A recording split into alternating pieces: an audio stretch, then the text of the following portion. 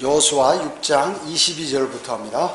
그러나 여호수아는 그 땅에 정탐을 보냈던 두 사람에게 말하기를 너희는 창녀의 집으로 들어가서 너희가 그녀에게 맹세했던 대로 그 여인과 그녀에게 속한 모든 것을 거기서 데리고 나오라 하니 이렇게 말씀하셨습니다. 이제 다시 라합과 그녀의 가족에 관해서 이제 하나님께서 말씀하고 계시죠. 그 가족들을 어떻게 구원시켰느냐? 천박하고 남에게 손가락질 받고 했던 이 창녀 라합이 어떻게 구원받는지를 이제 여기서 다시 한번 보여주는 것이죠. 라합은 만약에 그가 율법 사회에 살았다면 어떻게 해요? 그 사람은 죽어야겠죠. 악한 죄를 지은 사람이죠. 많은 사람에게 죄를 짓도록 했고 이렇기 때문에 반드시 그 사람은 죽어야 돼요. 더군다나 라합은 유대인이 아니라 이방인이었죠. 당연히. 그래서 하나님의 저주 아래 있는 이방인이었습니다. 자, 이방인이고 거기다가 창녀고 정말 율법에 의하면 바로 하나님께서 직사시켜야 되는데 그 가족을 구원시키는 거죠. 그 라합을 정점으로 해서 그 모든 가족들, 친지들 모두를 그 집에 모인 모든 사람들을 하나님께서 약속대로 구원시키신 것이에요. 정탐꾼들이 떠난 다음에 라합은 바로 자기 창가에 뭐를 내렸습니까? 주홍색 실을 내렸죠. 주홍실 빨간색으로 된 피를 우리가 연상케 하는 예수 그리스도의 보혈을 연상케 하는 그 줄을 내렸어요. 그래서 이스라엘이 공격할 때 그 줄을 보고서 저 집은 공격하면 안 된다, 저 집은 보호해야 된다 하는 것을 모든 이스라엘 군인들이, 병사들이 알게 되었다는 것이죠. 이것은 바로 앞으로 주 예수 그리스도께서 은혜로 우리를 구원시켜주는 그러한 모형입니다. 우리는 어떻습니까? 우리도 과거 살아온 것들을 보면 정말로 죄를 많이 졌죠. 우리는 당연히 멸망으로 가야 합니다. 그런데 우리가 죄인인 것을 인정하고 예수 그리스도를 구세주로 받아들였을 때 우리도 영원한 생명을 얻게 됐다는 것이죠. 그거에 관한 어떻게 보면 그림이라고 볼 수 있는 것입니다. 여기 23절 보겠습니다. 정탐꾼이었던 젊은이들이 들어가서 라합과 약속했던 그 사람이 이제 제일 먼저 거기 들어가는 거예요. 약속을 지키는 거예요. 하나님의 사람들은 약속을 잘 지킵니다.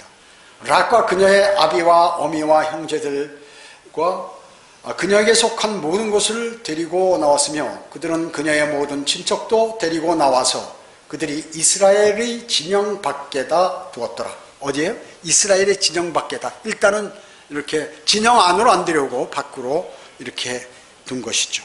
자, 우리 그 히브리서 13장 12절 한번 찾아볼까요? 여기다 시를 끼워 놓으시고 히브리서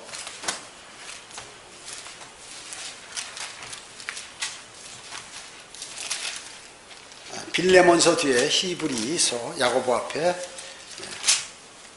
12장 13장 12절 10절에 보면 그런즉 예수께서도 자신의 피로써 사람들을 거룩하게 하시려고 성문 밖에서 고난을 받으셨느니라.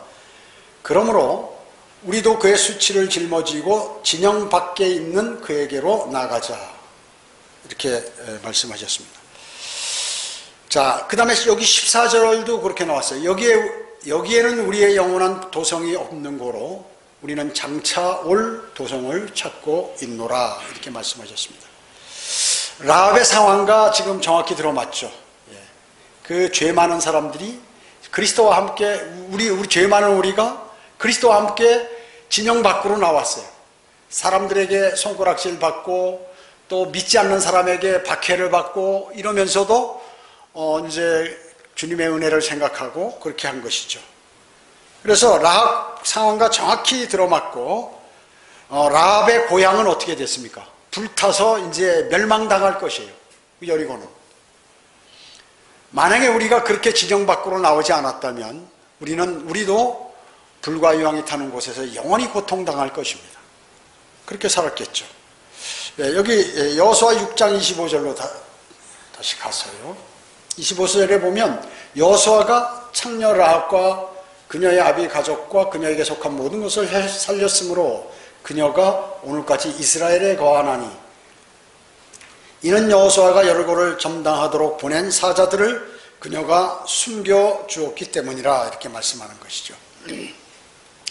라합도 수치를 짊어지고 진영 밖으로 나갔죠. 그런 상태에서 이제 시작이 된 거예요. 왜 자격이 없잖아요. 이스라엘 진영으로 들어오려면 무언가 확인 다 된 상태에서 이방인이기 때문에 함부로 들어오지 못하는 것이. 그래서 거기서 이제 안으로 나중에 들어오게 돼서 이스라엘 가족이 이렇게 다 돼버린 것이죠. 사랑하시는 그 안으로 받아들여진 상태예요. 우리가 바로 그렇죠. 우리는 하나님과 원수되었는데 이제 하나님의 가족이 되었어요. 하나님의 아들들이 되었습니다. 그래서 그분의 모든 유산을 상속받을 수 있는 특권을 허락받은 거죠. 이것을 만약에 그 어마어마한 유업이 무엇인지를 생각하지 못한다면 여러분은 아마 얼마 가지 않아서 믿음을 잃어버리게 될 거예요. 실족할 가능성이 많이 있다 그 얘기죠. 이 유업이라는 것은 어마어마하죠. 하나님은 모든 것을 다 갖고 계세요. 그리고 모든 것을 하실 수 있습니다. 없는 것을 있는 것처럼 부르시는 분이에요. 돌멩이로 아브라함을 만들려면, 그리고 한 사람을 통해서 그 백성들을 하늘의 별들과 같이 바닷가의 모래들 같이 티끌과 많은 그러한 사람들을 만들 수 있는 분이에요. 그래서 하나님께는 어려워서 못할 일이 없으세요. 전혀 없으신 것이에요. 그렇기 때문에 그 사랑 안으로 우리가 들어왔다는 이 자체는 말이죠, 대단한 것입니다. 대단한 거. 근데 수많은 기독교인들이 혹은 그리스도인들이 이걸 모르는 것이에요. 이거에 관해서 그냥 아주 무관심하고 이게 얼마나 큰 것인지를 알지 못합니다. 그것을 모르는 사람에게는 해당이 안 돼요. 그러나 그것을 아는 사람에게는 해당이 되는 것입니다. 주님을 신뢰하고 주님께서 하신 말씀을 그대로 받아들였기 때문에 그런 것이죠. 라합은 룻처럼 유대교로 개종해서 이제 나중에 유대인 살몬과 결혼하게 됩니다. 그래서 그 라합이 보아스를 낳게 되죠. 보아스가 누구예요? 이방인 룻이란 여자하고 결혼을 하게 됐죠. 그래가지고 이제 그 다윗 왕을 낳게 되죠.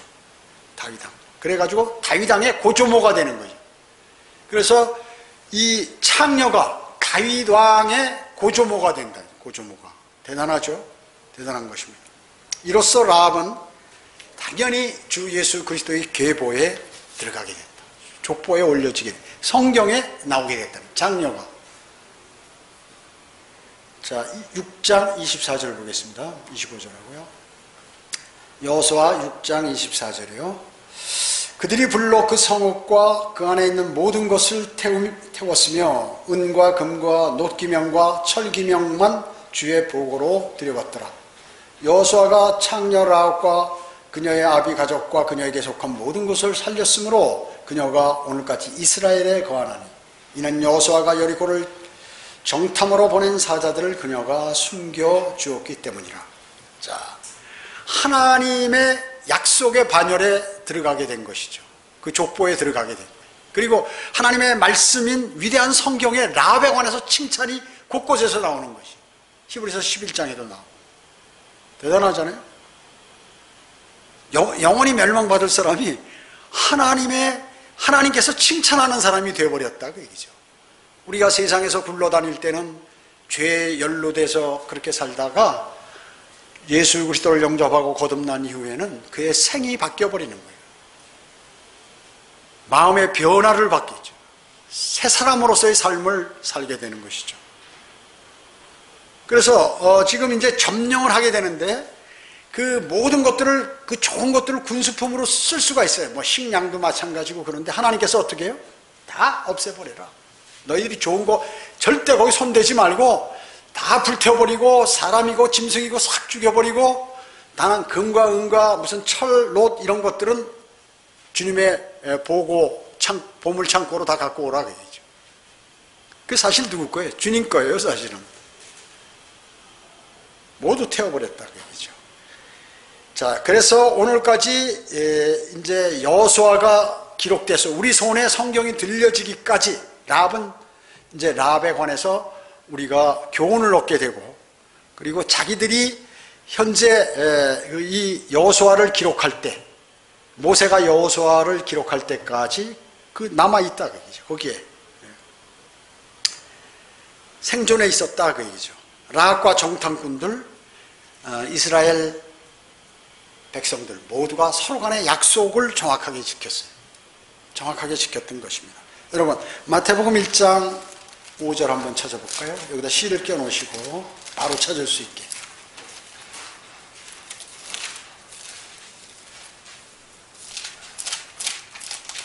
1장 5절, 6절. 살몬은 라합에게서, 아모리인이죠, 창녀, 여리코 여자, 아모리인.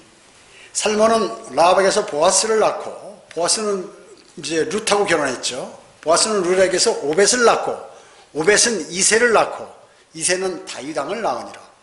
다윗 왕은 우리아의 아내였던 여인에게서 솔로몬을 낳고 이렇게 했습니다. 다윗 왕의 고조모가 됐다 하는 것이 이 성경에 이 예수 그리스도의 족보에 올라가게 됐다는 것이죠. 창녀 라합이요.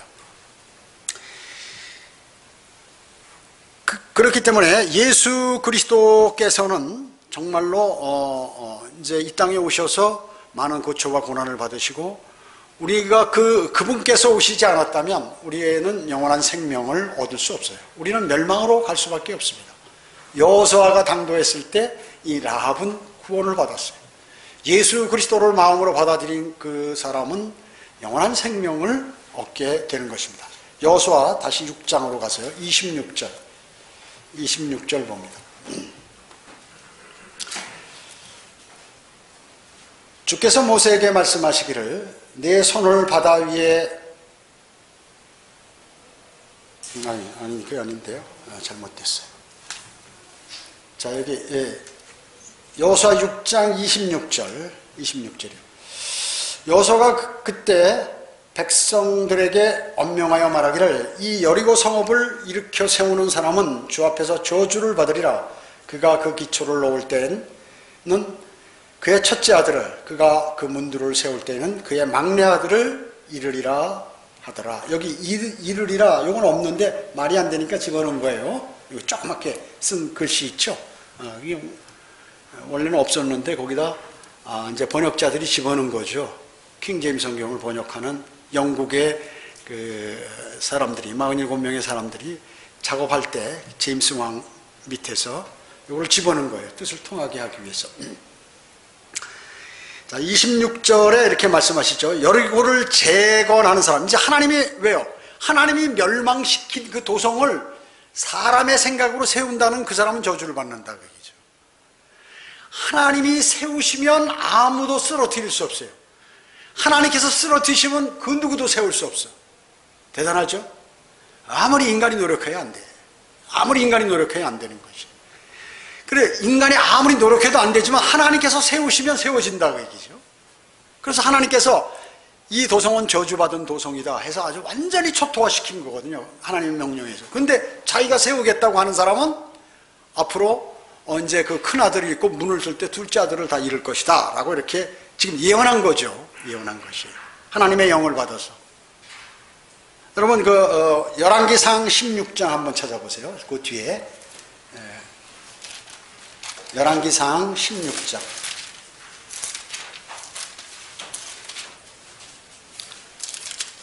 34절.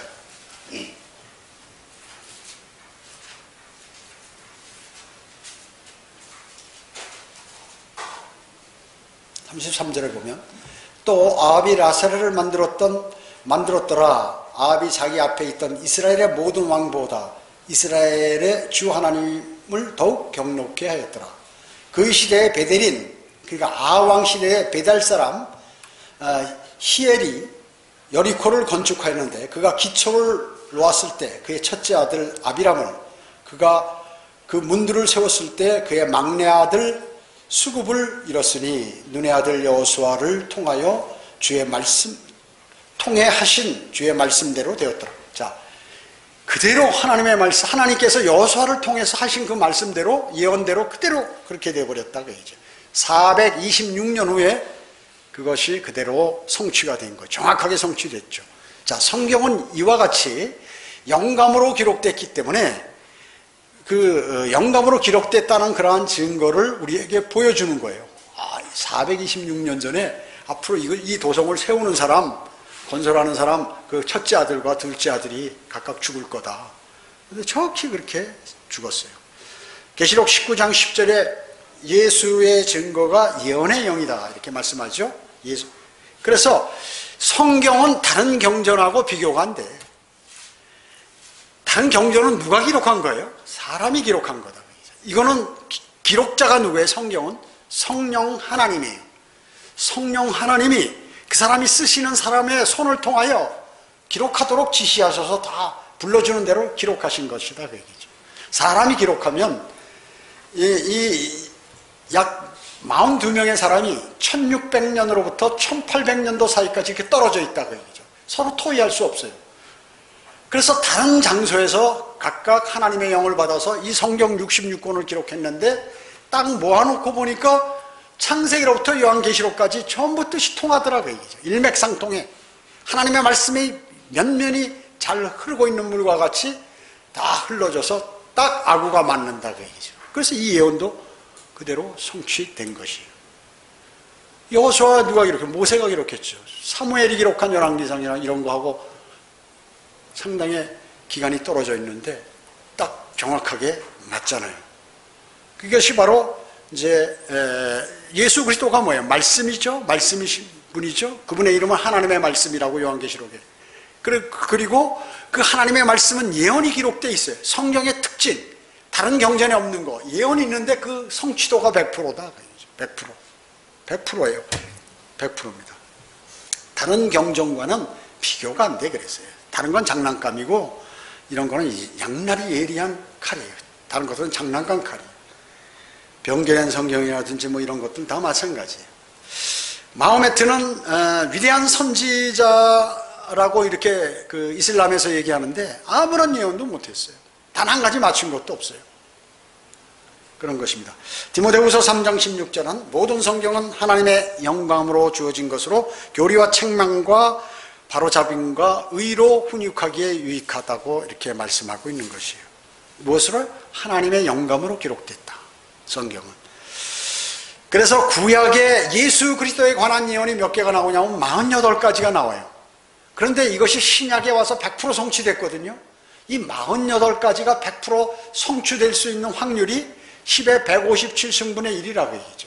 10에다 동그라미 157개를 붙인 것분의 1이에요. 그러니까 숫자를 셀 수 없죠. 20, 100, 1000만, 10만, 100만, 1000만, 억, 조경, 뭐 1경, 10경, 100경, 뭐 1000경 아무리 올라가도 나중에 우리는 그 숫자에 관한 이름을 몰라요.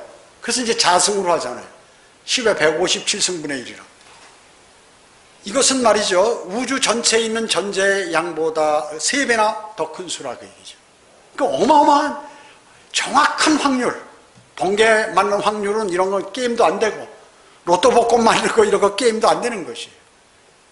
대단한 그런 어려운 확률을 성경은 100% 다 이렇게 예언을 맞춘다, 성취한다 하는 말씀입니다. 여리코는 모세의 예표라고 그랬죠. 바빌론의 예표입니다. 왜 그럴까요? 분명히 그 안에 죄악들이 많았어요. 아무리 성이 강대하고 아무리 돈이 많고 권력이 많고 자기가 하나님을 믿는다고 거짓으로 그렇게 해도 하나님께서 그 사람의 모든 죄악들을 보면 하나님께서 나중에 간단하게 처리할 수 있는 것이에요. 뭐든지. 아무리 그 사람이 어렵고 힘들고 고난이 있다 하더라도 주님을 신뢰하는 그 사람을 한순간에 올려놓을 수가 있으신 분. 그래서 거지를 왕으로 세우신다는 거 아니에요? 왕을 끌어내려서 아주 그냥 천한 사람으로 만들고 짐승처럼 만들어버리는 그러한 분이 하나님이세요. 하나님이신 것이에요. 그걸 아는 사람은 뭐예요? 현명하고 똑똑한 사람이에요. 현명하고 똑똑한 사람입니다. 여리코는 북왕국 이스라엘에서 가장 악한 왕이자 적그리스도의 예표인 이제 아합에 의해서 재건되다가 어떻게 했어요? 그 예언대로 아까 우리 열왕기상 찾아봤죠? 예. 그냥 두 아들이 죽어버렸다 그 얘기죠. 이 도시가 두 번째 재건될 때는 또 적그리스도의 예표인 누가 재건했어요? 헤롯. 헤롯은 뭐예요? 헤롯은 로마 사람이죠. 로마 도시로 만들어버렸어요. 그래서 이 도시는 여왕인 창녀에 의해서 재건되었고, 여왕 누구예요? 이사벨이 여왕이에요. 여왕. 아합이 왕이 아니라 이사벨이, 그 아내 이사벨이 왕이에요. 그리고 창녀에 의해서 재건됐고, 창녀는 로마에 의해서. 로마 사람. 이게 참 기가 막히죠? 재건되는 게 가장 이스라엘에서 악한 아합왕이고, 그 아내 이사벨, 하나님을 가장 관다고 마귀의 예표이고, 적그리스도의 예표이고, 창녀의 예표인, 또 그러면서 자신이 여왕이라고 하는 이사벨이, 또 그것을 재현한 사람이 로마식으로 한 로마인 헤롯이 그렇게 재건했다고 얘기죠. 그래서 우상숭배 기간에 그게 재건된 것이에요. 그래서 이 여리코에서는 그 제사를 할 때 그 사람들이 뭘 하냐면 사람을 제물로 하는 거예요. 인신제사. 그러니까 이거는 하나님이 가장 싫어하는 거 아닙니까? 대환란 때 적그리스도가 이 땅에 와서 예루살렘을 다윗의 보좌에 앉아가지고 제사를 한다고 하나님께 유대인들을 잡아다가 거기다가 갖다 제단 위에 올리는 거예요. 그 피를 뿌리고 말이죠. 사람의 피를. 똑같이 하는 것이. 그 10분의 1, 이스라엘의 10분의 1이 예루살렘에서 그렇게 죽는다. 그게 11조예요. 그게. 이사야 6장 13절에 그게 나왔죠. 예. 이스라엘의 예루살렘에서 10분의 1이 거기에 이제 희생제물로 먹힌다는 게 기록되어 있습니다. 자, 여기에 다시 여호수아로 가서 여호수아 6장 27절 봅니다. 이처럼 주께서 여호수아와 함께 하시니 그의 명성이 온 땅으로 두루 퍼지더라. 이렇게 말씀하셨습니다. 자, 여호수아가 함께 하나님께서 함께하시면 그의 모든 명성이 퍼져요. 여러분이 어려운 문제들, 또 다른 사람들에게 핍박을 받고 어려움 당하고 그랬지만 나중에 종국에는 그 사람이 정말 하나님을 사랑하고 또 주님을 사랑하고 주님을 전하고 여러 가지 희생을 당하고 하더니 그 사람의 삶이, 아니 우리 죽기 전에도 이 땅에서도 그 사람이 과연 종국에는 그렇게 되는구나 하는 것을 분명히 보여주세요. 하나님께서. 하나님 그러신 분이에요. 뭐 인간들이 하는 일들이 그런 거 대단히 큰 것 같지만 하나님께서는 우스운 일이에요. 우스운 일이에요. 그렇기 때문에 결정적으로 그런 일에 관해서 이제 하나님께서 그냥 순교로 그 사람을 데려가시기도 하지만 또 여러 사람에게 본을 보이시기 위해서 그리고 다른 사람의 믿음을 위해서 그 사람을 시범 케이스로 그렇게 하는 경우가 있다. 저 사람이 어렵더니 주님을 사랑하더니 기도도 응답되고 정말로 다른 사람 주변에 같은 동급의 사람들이 있었는데 그 사람들은 참 비참한 삶을 사는데 저 사람은 그냥 마음 편안하게 주님을 섬기며 그리고 기도하면 응답받고 이래서 세상을 잘 살고 있구나 하는 것을 느끼도록 해주신다는 거죠. 그걸 아셔야 돼요. 그걸 아셔야 됩니다. 여러분 요한복음 12장 6절 껴놓으시고 요한복음 12장 26절 한번 찾아보세요. 요한복음 12장 26절.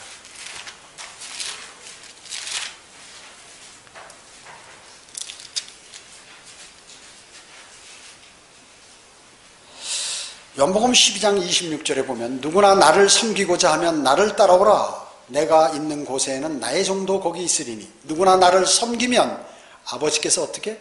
그를 높이시리라. 인간이 할 수 없는 극한 두려움, 슬픔, 그리고 낙담, 암울함 모든 것을 포함해서 이제 그분께서 그런 것을 다 제거하시고 높이신다 그 얘기죠. 높이시는 것이에요. 그걸 아셔야 돼요. 그것을 잘하는 사람이 성경을 잘하는 사람이에요, 사실. 자, 그렇기 때문에 어떤 사람이 주님을 섬기면 하나님께서 그를 높이신다 하는 것이죠. 섬기면. 왜? 자신을 섬기고 높이는 그 사람을 하나님께서 가만두지 않으시는 거예요. 우리 인간이 하나님께 헌신한다고 하잖아요. 하나님은 우리가 드리는 헌신의 몇 배를 우리에게 해주시는 분이야. 그걸 아셔야 돼. 그 어리석은 사람이 그래서 헌신을 못하는 거예요. 어리석은 사람이 헌신을 못하는 것이에요. 눈치만 보고 이익만 따지고 이러다가 나중에 아주 어렵게 되는 것이에요. 여호수아 6장에서 하나님을 섬기는 것과 관련해서 얻을 수 있는 아주 영적 교훈이 있다 그 얘기죠. 그 몇 가지가 있는데 한 5가지가 있는데, 첫째로 하나님을 섬기는 사람은 세상에서 어떻게 독특한 존재가 되어야 된다. 여러분이 하나님을 섬기면 여러분 독특한, 그래서 하나님께서 우리를 부를 때 독특한 백성이라고 그래요. 저 사람 보면 말이야, 다른 사람들은 그래서 다 똑같이 교회 다니는데 나가서 형제들은 거리 설교하고 어떤 사람들은 전도지도 갖고 다니면서 복음도 전하고 이런단 말이죠. 일반 교회는 안 해요, 이거. 그런데 자신이 주님을 사랑하고 저 사람은 참 독특한 사람이다, 이렇게 하는 것이거든요. 여호수아는 어때요? 전쟁을 많이 치러봤다고 그랬죠. 근데 이 여리코 성을 공격할 때 뭐 무기를 뭘 준비하라, 전의를 먼저 보내고 본대를 어떻게 보내고 그 다음에 예비대를 어떻게 투입하고 하는 뭐 이런 작전 계획을 하나님께서 말씀하는 게 아니라 하루에 한 번씩 도를 하게, 6일 동안. 그리고 마지막 날은 7째 날에는 7번 도를 하게. 그리고 소리를 지르고 나팔을 불고 소리를 지르고 그렇게 하라 그러죠. 나팔 소리를 들으면 백성들은 함성을 지르라. 이게 전부야. 독특하잖아요. 그것을 어떻게 그런 명령이, 작전 명령이 있냐 이 세상에. 그런 명령이 어딨냐 그 얘기죠. 홍해를 마르게 해서 건너시고 광야에서 40년간 만나와 메추라기로 이렇게 하시고, 또 요단강 동편에 있는 그 막강한 왕들 2왕을 갖다가 다 제거하시고 요단강을 마른 땅처럼 건너시고 거기 또 들어가서 그 벌벌 떨고 이제 있는 여리코 성을 무너뜨리려고 거기를 점령하고 말이죠. 참 그 여리고에 있는 사람들이 그렇게 돌았을 때 아마 비웃었을 거예요. 저거 뭐 막강하다고 그러더니 별거 없구만. 공격은커녕 이게 어떻게 할 줄 모르니까 괜히 이상한 짓이나 하고 있다고 아마 비웃었을 것입니다. 바로 그거예요. 독특한 사람들이에요. 독특한 사람. 두 번째는 뭐냐면 하나님의 종들은 모든 장애물에 대해서 나팔을 불어야 하는 것이에요. 장애물이 있으면 나팔을 불어야 합니다.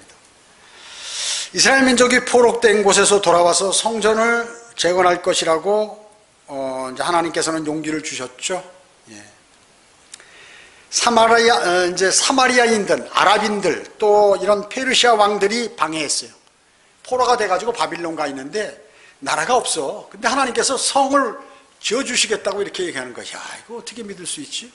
또 그것을 지으려고 가니까 사람들이 비웃고 주변의 나라들이 말이죠. 웃기는 막 그냥 비웃고 공격하려고 이렇게 한다 그 얘기죠. 그런 어려운 그러한 방해와 고통에 직면하게 되었어요. 그러나 어때요? 성 완수했죠. 완수하는 거예요. 하나님께서 명령하신 것은 무슨 일이 있어도 그것을 하나님께서는 하시는 것이에요. 만일 하나님께서 여러분을 불러서 무엇을 하도록 그렇게 허락하신다면 여러분이 포기하지 않는 한 하나님께서는 그것을 이제 완성시키도록 다 해주신다 그 얘기죠. 여러분이 앞에 있는 어떤 장애물도 다 이길 수 있도록 하나님께서 해주신다. 다만 여러분의 마음 자세가 되어 있고 그렇게 생각하고 그렇게 행동하고 한다면 그렇게 해주신다는 것이에요. 물론 그런 일을 처리하는데 그냥 뭐 가만히 앉아서 아무 탈 없이 싹 되는 게 아니라 고난도 있고 비난도 있고 어려움도 있고 갈등도 있지만 끝까지 그것을 버리지 않고 하게 되면 조롱당하고 배신까지 당해도 그것을 주님께서 당하셨던 것처럼 그런 것을 다 당하지만 그러나 그것을 완수하게 된다는 것이에요. 그것을 성경에서 보여주는 것이에요. 그래서 여러분은 여러분 앞에 있는 모든 장애물 있잖아요. 그 장애물이 사람이든 내 자존심이든 그리고 남에게 받는 물질적인 문제든 영적인 문제든 그것을 다 이렇게 극복하고 그 장애물들을 다 극복하고 나갈 수 있다는 것이에요. 그것을 우리에게 보여주십니다. 주님을 신뢰하기만 하면. 바울은 어땠습니까? 사도 바울? 지옥 교회들 세웠더니 가는 곳마다 불평불만하는 거예요. 저 사람 말이야 돈 벌려고 뭐 한다, 또 아니면 뭐 하려고 한다, 저 사람이 하는 교리는 틀렸다, 온갖 것들을 이게 방해가 많은 것이에요. 불만이 많아요. 그리고 거짓 형제들의 고소하는데 자기 형제들이, 구원받은 형제들이 고소를 하는 거예요, 바울을. 그리고 그를 대적하는 유대인들도 있고 로마 사람들도 있고 뭐 전부 대적하는 거죠. 그리고 폭풍우를 맞고 배가 파손되기도 하고 매도 맞고 육체, 거기다가 이 눈병까지 생겨가지고 말이죠, 고통을 다 받고, 그래도 어떻게 해요? 다 완수하는 것이에요. 바울은 충분히 보통 사람 같으면 저 정도 하면 포기하겠다, 아니, 완수하잖아요. 그 어떤 장애물이 있어도 완수한다. 하나님을 신뢰하고 주님을 신뢰하고 가면. 그래서 사도 바울은 그는 계속해서 전진했고, 마귀가 그 사람 앞에 놓은 모든 장애물을 다 뛰어넘고 이렇게 장애물을 극복했다 그러죠. 그래서 그의 생애 마지막에 뭐라고 그랬어요? 내가 선한 싸움을 마치고 싸우고 그리고 달려갈 길을 마치고 믿음을 지켰다고 그는 얘기하는 것이에요. 믿음을 지켰다고 얘기하는 것이에요. 간증이죠, 간증. 내가 그 어려운 일이 많아도 믿음을 변질시키거나 그리고 하나님의 말씀을 거역하거나 절대 그러지 않았다. 내 열정이 식어버리거나 이러지 않았다는 거죠. 셋째는 뭐냐 하면 또 예수 그리스도의 종들은 믿음에서 믿음 안에서 과감해야 돼. 용기가 있어야 된다, 여호수아처럼. 이스라엘 군대는 여리코를 공격할 때 어땠어요? 뭐 무슨 요새가 있었어요? 무기가 있었어요? 성을 공격하는 그러한 무슨 큰 공성 무기가 있었어요? 아무것도 없었어요. 그들은 그렇지만 앞으로 전진해서 나갔어요, 명령대로.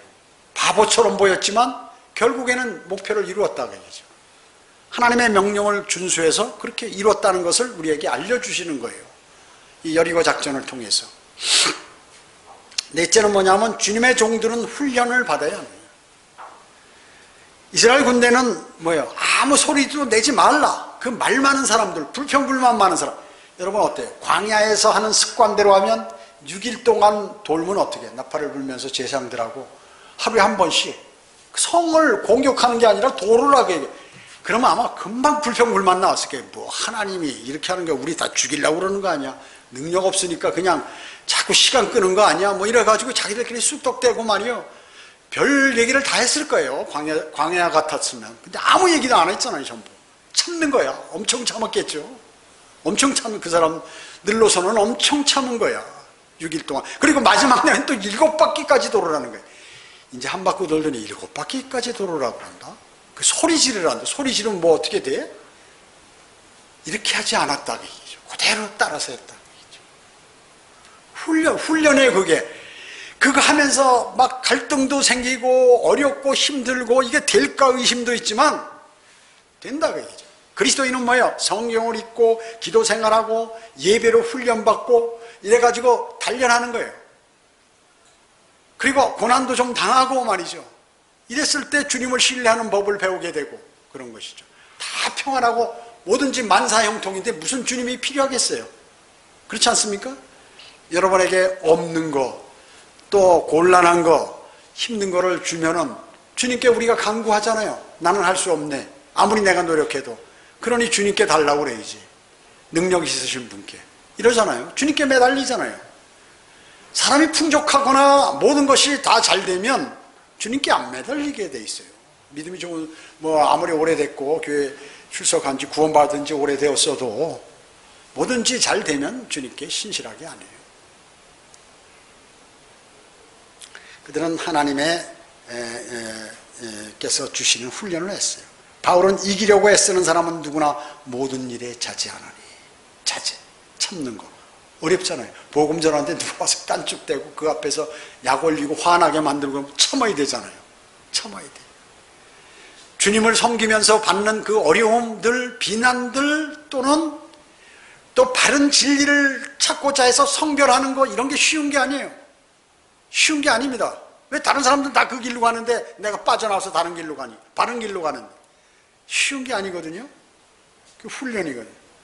그런 사람은 자기를 자제하는 사람. 이 사람 뭐 받을까요? 면류관 받는 거예요. 다른 사람들은 다 다 개역성경 쓰면서 거기서 그 구덩이 안에서 그냥 이게 이래도 좋소 저래도 좋소 하면서 그대로 자기가 믿음이 좋다고 자기 착각으로 살아가지만 거기서 아무런 자제가 없는 거예요. 또 고난도 없는 거예요. 그러나 거기서 성별하게 되면 자기 이때까지 쌓아놨던 모든 기득권을 포기해야 된다는 게 이게 쉬운 게 아니다 그 얘기죠. 그 사람 뭐예요? 자제해서 멸류관 봐도요. 그 사람은 반드시 수많은 사람들이 큰 길로 가고 있는데 좁은 길로 가고 작은 길로 가고 협소한 문으로 들어가고 협소한 길로 걸어가고 하는 이러한 그 사람은 아무나 하는 게 아니에요. 아무나 하는 게 아니에요. 믿음이 있는 사람만이 하는 것이에요. 아무나 하는 게 아닙니다. 자, 다섯 번째로 뭐냐면 하나님의 종들은 훈련되기 위해서 필수 불교열한 요소는 바로 지속적인 자기 부인이에요. 내가 믿음을 오랫동안 견지하는 거, 주님 오실 날까지. 그건 뭐예요? 자기를 부인해야 돼.